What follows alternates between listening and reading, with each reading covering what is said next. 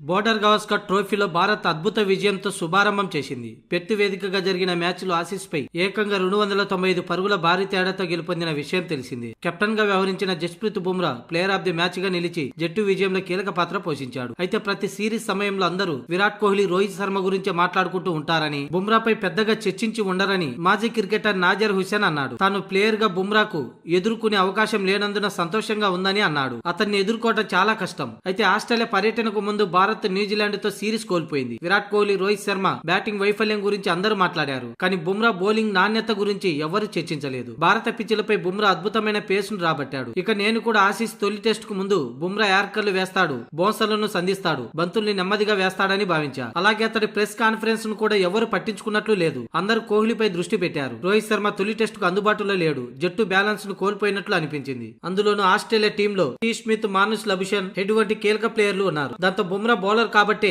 ఎవరు అతడి గురించి చర్చించలేదు. అందుకే ఆస్ట్రేలియా బుమ్రా చేతిలో చావు దెబ్బ తిన్నారని, తన బౌలింగ్ ను ఎదుర్కొనేందుకు ఏం చేయాలో దిక్కు తోచని స్థితిలో ఆస్ట్రేలియా బ్యాటర్లు విఫలమయ్యారని నాజర్ హుసేన్ అన్నాడు. ప్రపంచంలోని అత్యుత్తమ బౌలర్లలో బుమ్రా ముందుంటాడని అతడి గణాంకాలను చూస్తేనే అర్థమవుతుంది. బుమ్రా బౌలింగ్ ను ఎదుర్కొనే అవకాశం లేనందుకు నేను సంతోషంగా ఉన్నాను. కనీసం 150 వికెట్ల పైగా తీసిన బౌలర్ల జాబితాలో అత్యంత తక్కువ సగటు కలిగిన రెండో బౌలర్ బుమ్రానే. అలాంటి బౌలర్ ని తక్కువ అంచనా వేసి ఆస్ట్రేలియా భారీ మూల్యమే చెల్లించుకుందని, తన బౌలింగ్ ను ఎలా ఎదుర్కోవాలనే దానిపై దృష్టి పెట్టకుండా సొంతగడ్డపై మేమే గెలుస్తామనే నమ్మకంతోనే ఆస్ట్రేలియా ఓడిపోయిందని నాజర్ హుసేన్ తెలిపాడు. కెప్టెన్ గా బాధ్యతలు నిర్వర్తిస్తూ అటాకింగ్ బౌలింగ్ తో టీం ను నడిపించాడు. అందుకే పెర్త్ లాంటి పిచ్చిపై విజయం సాధించారని బుమ్రాపై ప్రశంసలు కురిపించాడు నాజర్ హుసేన్.